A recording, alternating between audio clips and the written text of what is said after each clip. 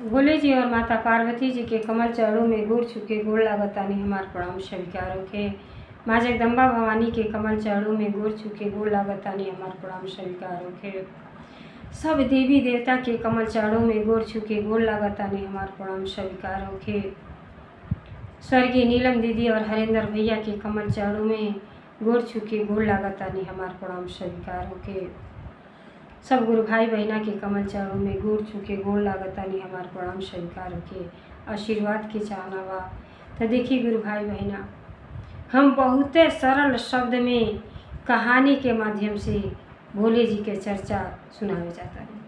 तो ये चर्चा की आप लोग ध्यान पूर्वक सुनो। चर्चा कबो आधा अधूरा नहीं सुनने के चाहे। काहे खातिर चर्चा आधा सुनले से परमपिता परमेश्वर के अपमान हो और पूरा कथा सुनब सके तो आप लोगन के ज्ञान मिली और कथा के रहस्य के बारे में पता चली कि ये कथा से हमके का सीख मिला।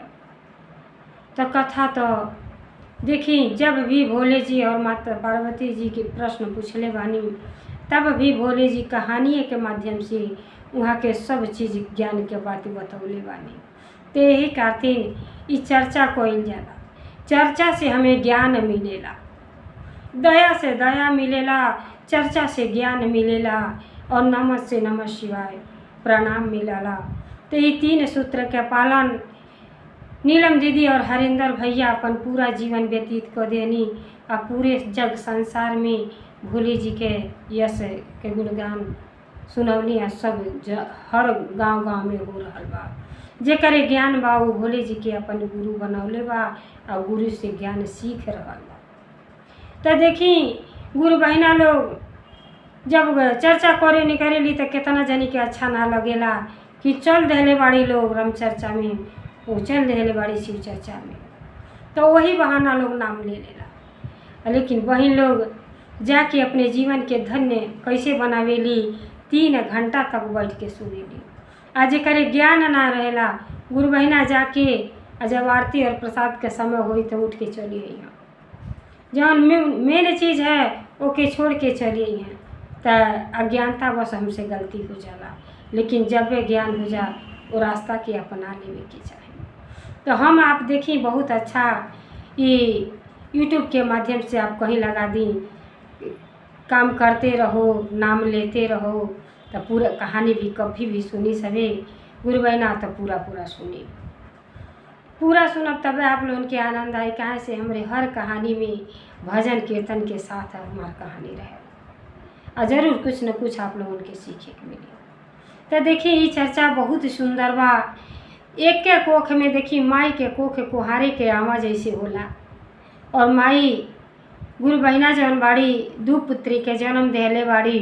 तो एक बहुत सुंदर बाड़ी, एक थोड़ा सांवली बाड़ी, लेकिन सूरत पर ना जाए के चाहे, सीरत पर जाए के चाहे। आगे जाके देखी दोनों बहन में का होला।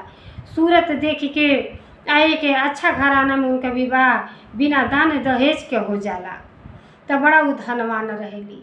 लेकिन जौन एक बहन बाटी वो बेचारी के किसाने के घरे जौन है उनका विवाह हो जाला, बेचारी बड़ा दुख सहेली। लेकिन फिर भी देखी उनके अंदर कितना अच्छा गुण बा। जब पूरा कथा सुनब तो आप लोगन के आनंद आ जाई कि धन दौलत के घमंड कबो ना करे के चाही। जौन बड़ी बहन बाड़ी हर हमेशा छोटी बहन के नीचा दिखौले की कोशिश कर रहल बाड़ी। लेकिन जेकर नाथ भोलेनाथ उ कबो अनाथ ना हो सकेला। ओकर तक हर कार्य भगवान भोले जी स्वयं करीला और बेचारी इतना उदार रहेली कि जब आगे का कथा देखब तो आप लोगन की बहुत कुछ ज्ञान सीखे के मिली। तो देखी ये 2 बहन के कथा है बहुत सुंदर बा, रोचक बा। तो कथा के आप लोग पूरा सुनो और अगर ये कथा हमारा आप लोगन के अच्छा लगी तो कमेंट में भोले जी और माता पार्वती जी के नाम जरूर सभी लिखब। काहे खातिर कि वहाँ के ही चर्चा है और लिखले बोलले कहले सुनले से सब दुख के निवारण हो जाला। तो ये जरूर करब सभी। और जी हमारे चैनल बनाया हो हमारे विधाता ज्ञान चैनल के सब्सक्राइब कर दी। तो देखिए गुरु भाई बहना, एक गांव में गुरु बहना रहली। गुरु बहिना के धन दौलत से ना मतलब रहेला। काहे खातिर देखी का लेके आइल बा और का लेके जाई। जितना सब कुछ ही बा कि बहुड़े बड़े धनवान से पूछब तो ओहो के कुछ न कुछ कमियाँ लगले रही, लेकिन कमी ना करे के चाही। अरे सबसे सुंदर त ई भगवान के दिहल ई शरीर बा जौन की अरबों खरबों ये धरती पर जीव जंतु मनुष्य बना, लेकिन सबसे श्रेष्ठ मनुष्य आवेला। मनुष्य हर प्रकार के भोग उठा सकेला आ दुनिया संसार के देख सकेला। तो अपने करती अगर मनुष्य के जीवन पौले बानी गुरु भाई बहना तो जरूर भक्ति भाव करे। तो वो गुरु बहना जौन रहली बहुत सभ्य रहली, बड़े भक्ति भाव से पूजा पाठ करत रहली। तो उनके घर में लक्ष्मी के प्राप्ति भइल। बहुत लोग लड़की से घबरा जाला, लड़की तो घर का लक्ष्मी है। उहे नहीं से तो अवसर मिलेला हम दान पुण्य हमके करे करते। तो वो बेचारी बहुत खुश रहली कि हमारे घर में 2 कन्या के और 1 पुत्र के जन्म भइल रहेला। तो दोनों लड़की जेठ रहेली। अब बेचारी जब लोग विवाह योग्य हो जाली तो बड़ी वाली तो बहुते सुंदर रहेली और छोटी वाली थोड़ा मध्यम दर्जा के रहेली। बड़ी वाली के पढ़ाई में मन लगेला तो छोटी वाली के भक्ति भाव में मन लगेला। वो बेचारी जैसे होश संभारेली पढ़ाई के साथ साथ भक्ति भाव भी करेली और माई के साथ चर्चा भजन कीर्तन में हाली हाली काम निपटा के जाली। तो बड़ा अच्छा उनके ज्ञान रहेला। अब देखिए दोनों जन जब सियान हो गई तो गुरु बहिना दोनों बेटी के विवाह एक गाँव में कैली। तो एक गाँव में एक बहन तो सुंदरता के नाते उनका बहुत अच्छा घर बर मिलल, धन दौलत बहुत रह। लेकिन दूसर की जो छोटी वाली लड़की रहली वो एक मध्यम दर्जा के घर में उनका विवाह हो गया। और दोनों जनी अपने अपने जब घरे चल गई लोग तब गुरु बहिना अपने बेटा के विवाह कैली। बहू भी बहुत अच्छा रही, संस्कारित रही। सास बहू आपस में अपन बड़े प्रेम भाव से रहे। अब देखिए जब विवाह हो गई तो छोटी बड़ी वाली के तो बहुत ही घमंड रहल कि हमरे धन दौलत बहुत कुछ बा, बहुत कुछ रहल। आ छोटी वाली के नहीं रहल तो बेचारी कबो कबो खैले पियले के भी सासत हो जा। तो कबो कबो भेंट हो जा बहन में। तो जौन बड़ी बहन रहली सहयोग न करके उनके ताना बोली मारे, का हो का हाल चाल बा। अरे बड़िए गर्मी पड़ता लेकिन हमारे घर में तो AC लगल बा, AC कूलर पंखा सब कुछ लगल बा। नौकर चाकर बाड़े हमके कुछ करे के ना पड़ेला बहन। आ तुहार तो बड़ी दुर्दशा बा। देखो ना इतना भक्ति भाव तू करत रहलू लेकिन फिर भी तुहार घर बर कुछ सही ना मिलल।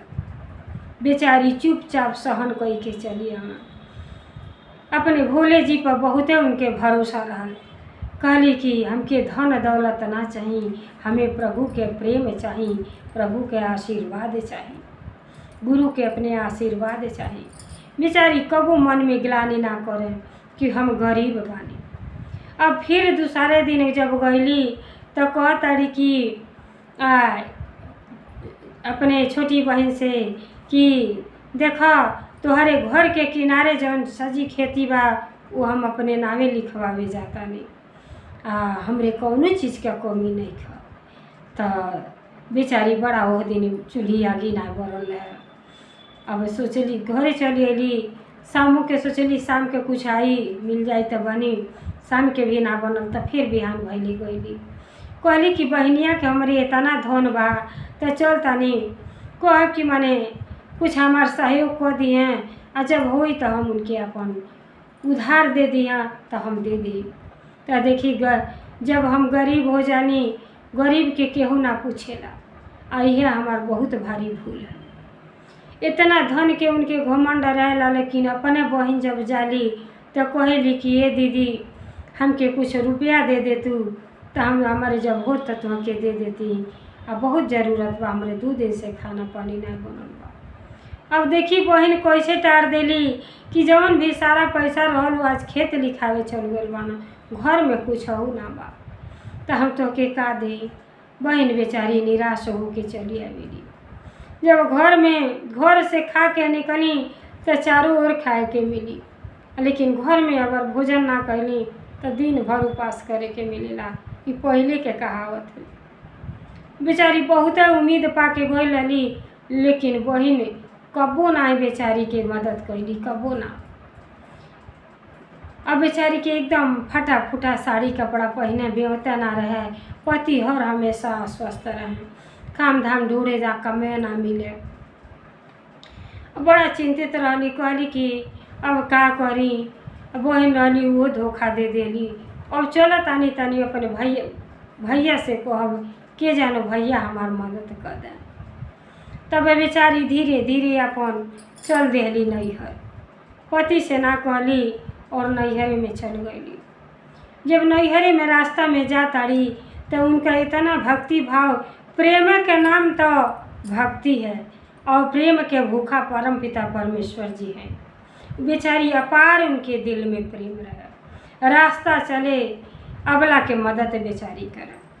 और रास्ता में जैसे जा ताड़ी तो देखी जब बहन निराश को देली तब माता जी और भोले जी दोनों जनी कैलाश पर्वत पर से देखत रहनी। कहली कि ऐसन ऐसन विचार धरती पर मनुष्य के बा। अरे अगर इस शरीर केहू के काम न में आवे तो ये शरीर व्यर्थ बा।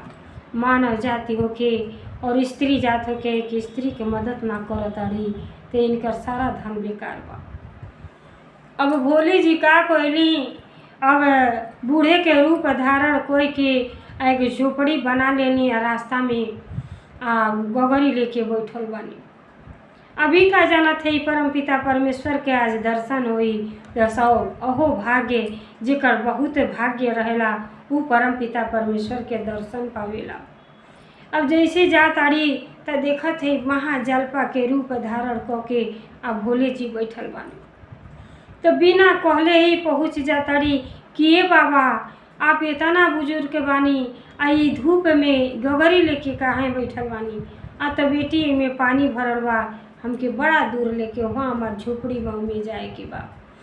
तो कहली कि आप चिंता न करी, हमके अपन बेटी मान ली कि हे बाबा दी हम आपके कुटिया तक छोड़ देतानी। अपन दुख बेचारी भुला गईली, लेकिन वो बाबा के गगरी उठौली सर पे, आगे आगे उ जाताड़ी और पीछे पीछे भोले जी जाता ही। अब भोले जी के महिमा बहुते अपरंपार बा। अब जैसे ले गईली और बाबा के कुटी में रख दिहली। तो बाबा कहली कि कहाँ जाताड़ू बेटी। अपन सब दुखड़ा सुनौली कि बाबा हम बहुत गरीब बानी और हमरे घर में रोटी कपड़ा कुछ हो नहीं है। तो अपने भाई से आसरा लगोले बानी, भाई के पास जाते हैं कि कुछ धन दे दी हाँ तो हमरे घर के गुजारा हो जाई। ज़्यादा कुछ ना चाहिए, लेकिन रोटी कपड़ा मकान तो तीन चीज़ तो आवश्यकता पड़बे करेला मनुष्य के जीवन में। अब बाबा जब जान गए नहीं तो कहनी अच्छा जा बेटी।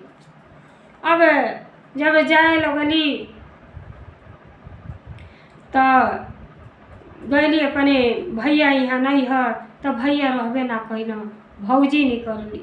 तो आजकल के जनता हैं भौजाइए लोग अगर अमीर ननद बाड़ी तो उनका बड़ा सेवा सत्कार होई, लेकिन एक गरीब ननद के केहू ना देख ध्यान दे कि वहू के ध्यान दे, उन्हों के दुख दूर हो जा। अरे मानव जाति मनुष्य के जीवन पौले बानी तो कम से कम गरीब दिन दुखी के मदद करी। अब बेचारी जैसे दरवाजे पर कोयली तो उ जानता रहली कि महा गरीब बाटी, तो कहाँ के दाना और कहाँ के पानी कुछ ना पूछत है। कह तड़ी कि कहाँ आयल बाटे। तो भैया कहाँ बाना, बड़ा जरूरी काम रहला। कहली भैया तो बटला नहीं बाना, जन जरूरी बात हमसे बताई न। तो हमके कुछ पैसा चाहत रहला। तो हम तो वैसे परेशान बानी, कहाँ से पैसा धइल रहूँ जब नहीं तब एगो उठा के चली आवेली। अब बेचारी वहीं से वापस घूम के चल गई। बड़ा मन निराश रहल और रास्ते में जाताड़ी तो देखी चलते चलते रास्ते में भोले जी के मंदिर पड़ जाला। तो मंदिर में जाके बड़ा निराश बैठल बाड़ी और भजन के माध्यम से अपन दुख सुनावताड़ी। तो देखी का कहत है परमपिता परमेश्वर से। बड़ाया नमोल बाबा राउरा दया बा, बड़ाया नमोल बाबा राउरा दया बा, बड़ाया नमोल बाबा राउरा दया बा, बड़ाया नमोल बाबा राउर दया हो बिनु दुनिया अन्हार बा, राउर दया हो बिनु दुनिया अन्हार बा, बड़ाया नमोल बाबा राउर दया बा, बड़ाया नमोल बाबा दया में बाबा राउर अमृत के धार बा, दया में बाबा राउर अमृत के धार बा, बड़ाया नमोल बाबा राउर दया बा, बड़ाया नमोल बाबा राउर दया हो बिनु दुनिया अन्हार बा, हम गरीब पर दया करी राउर संसार बा, हम गरीब पर दया करी राउर संसार बा, बड़ाया नमोल बाबा राउर दरबार बा, बड़ाया नमोल बाबा। तो देखिए गुरु भाई बहना बहुत सुंदर भजन गैली। अब फिर कहली कि अब अपने भोले जी के शरण में गईली कि हे पिताजी अब आपे के दिहली जिंदगी बा, अब आप ही हमरे नैया के बेड़ा पार लगा सकीला। आप देखी कैसे कैसे हमारे ये मनुष्य का शरीर पौले वाली कैसे कैसे जीवन कटी। अब वहाँ से भगवान के माथा टेकी के चल दिहली। अब जब इतना सुंदर भजन सुनौली तो बोले जी अरे माता पार्वती जी तो मगन हो गईली लगनी कहने की हाय रे धरती पर एक से एक भक्त पड़ल बा, बेटी के अंदर कितना ज्ञान बा लेकिन बेचारी कितना दुखियारी बाड़ी। तब माता जी कहतानी कि ये बेटी के मदद करी आप। इनका जौन है दिल सबसे बड़ा बा, जौन है धन दौलत बड़ा ना होला, दिल बड़ा होके के चाहे। गरीब रहली लेकिन दिल बड़ा रहल, हर गरीब के हर मनुष्य के सेवा भाव करे। अब वहाँ से चलली तब फिर वही बाबा मिल गईली। कहली बेटी इतना धूप में आवताड़ू का भई। कहली कि बाबा गल तो रहनी लेकिन भैया तो मिलबे ना कैला, अब भौजी वापस कर दे। तो कहनी भोले जी की अब तो बूढ़े के रूप में रहनी। कहनी हे बेटी इतना चैत बैसाख के धूप में निकलल बाड़ू, ओ पर पैदरा गैलू ओ पैदरा आवतटू, तो चलो हमरे कुटिया में थोड़ा सा विश्राम कर लियो, पानी पी लिह तो जइह। तो कहली ठीक बा बाबा। अब बाबा के कुटिया में जब गईली तो देखी बाबा कैसे उनका मदद कैले बानी। देखो तड़ी अंदर जब घुसत हई तब मारे सुराही सुराही रखल बा। तब बाबा कहनी कि ये बेटी तू बहु तोहरे घर में कुछ नहीं खे, हम कुछ एगो देखा सुराही में लड्डू धैले बानी, लड्डू ले जा। हम बूढ़ मनई केतना खाई, पेट गड़बड़ हो जाई, आई सुराही उठाव ले जा घरे, अपने परिवार में खइह पिह लोगन, कुछ ततिया होई। कहेला अन्न बिना आदमी जौन है पानी पी ले तो ना मरेला, लेकिन अन्न ना मिले तब नहीं मर जाला। तब बेचारी घड़ीला उठौली घड़ीला लेके अपने घरे चली अली। जब घरे अली तो घर में घड़ीला धो देली धूप से व्याकुल रहली बेचारी। अब सोचली अब नहा धो लें और अपने पति के कहीं कि तब लगली सारा कहानी सुनावे कि देखी ना बहन के यहाँ गईनी है तब बहनों के यहाँ कुछ मदद ना मिलल, भाई के यहाँ गईनी तब भाई सब भेटा ना भइल। भौजाई कहली कि यहाँ हम वैसे ताबा बानी त का हम मदद कर सकीला। भौजाई भी हमके वापस कर देली। रास्ता में थोड़ा एक बाबा बेटा गईनी आई तो वहाँ के कहनी कि ये बेटी धूप में आवत अड़ू तही गगरी ले जाए में कुछ लड्डू बालन खा के पानी पी लिया। पति इतना भूखाइल रहना 3-4 दिन के, बेचारा भूखाए बिना रह ना जात रहे। कहना चलो वह खा के 2-2 पानी पी लग जाई, कुछ तीहा हो जाए। अब नहा धो के अली आ जब गगरी पर नजर जाता तो देखी गुरु भाई बहना भोले जी और माता पार्वती जी के कैसे चमत्कार भइल बा। भोलेनाथ की जय, माता पार्वती जी की जय हो, जय हो, जय हो। अब देखी जब घर में आयल बाड़ी तो देखा तारी कि गगरी से बाहर सब सोना चांदी के सिक्का गिरता, सब छितिर बितिर छितराइल बा। तब देखली तो अपने पति के बोलौली, कहली कि हे स्वामी आई देख ली तो बड़ा भारी चमत्कार भइल बा। तब पति लगना मारे खुशी से झूमे नाचे और कहना ये सब कृपा भइल है तुम्हारे भक्ति भाव के नतीजा है। धर्म पत्नी जौन की तू जौन भोले जी के भक्ति भाव करेलू, ये भोले ही जी तुहार दुख दूर करे कैले बानी। तब बड़े झूमे लगल, लोग नाचे गावे लगल। आ वही सिक्का बेच के देखिए अपन घर द्वार खूब बढ़िया महल बनवा लेली और अपन बिजनेस कर लेना। पति अब सुखी हो गईली बेचारी। जब सुखी हो गईली तो कहली कि देखी हम इतना भक्ति भाव नैहर में करत रहनी है, लेकिन गरीबता के नाते यहाँ हमारे घर में एको चर्चा भजन ना भइल, तो पहले चर्चा भजन हो जाए।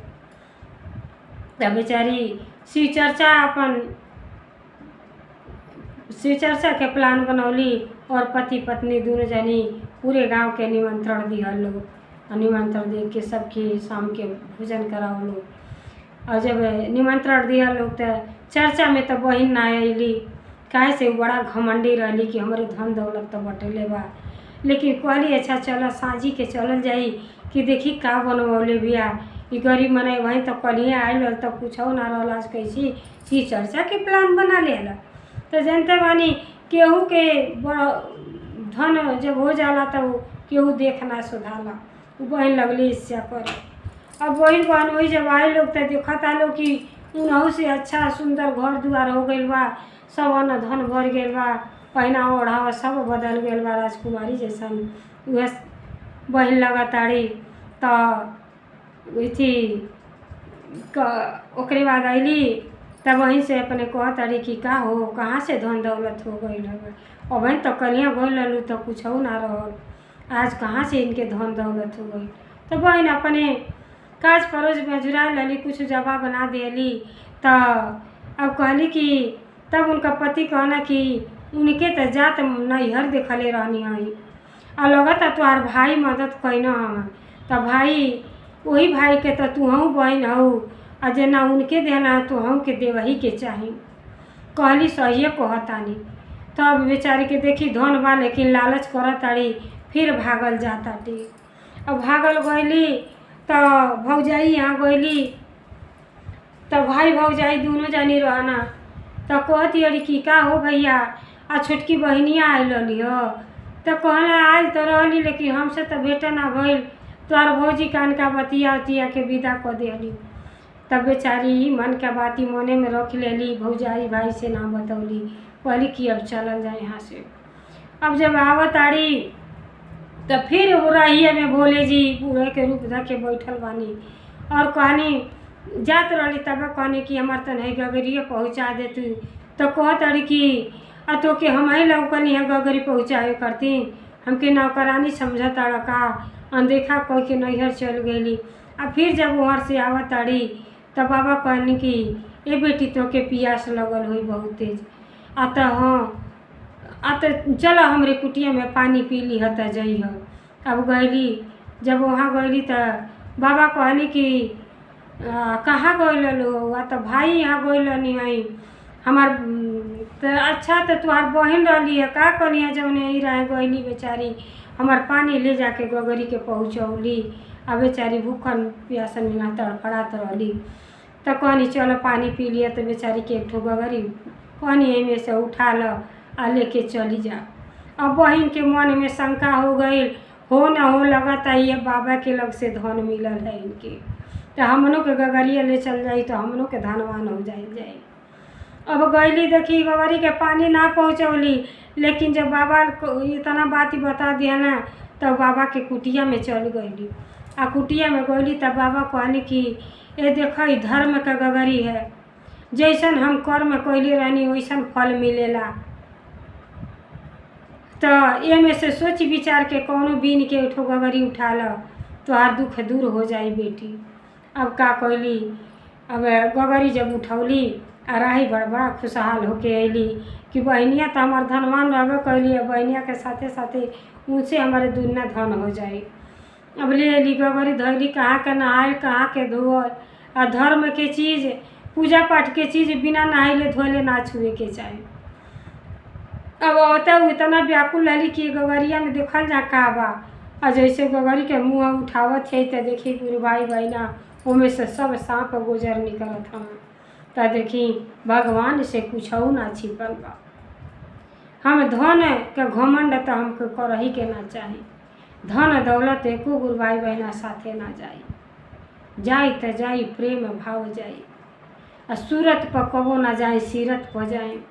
सबसे महान व्यक्ति वह है जिकरे अंदर प्रेम बा, सद्भावना बा, हर मनुष्य जीव पर दया भाव बा, वह सबसे महान आदमी बा। कुछ केहू लेके ना जाए। अगर जीवन में कुछ पुण्य के काम करे के बा तो कुछ अपने सास ससुर के सेवा करी, माई बाप के सेवा करी, चारों धाम के समान होला। लेकिन कहाँ वो तो केहू के आज के नजरे ना आवता। सबसे पहले जब बुढ़ापा आ जाता था अनाथ आश्रम में सब भेज देता।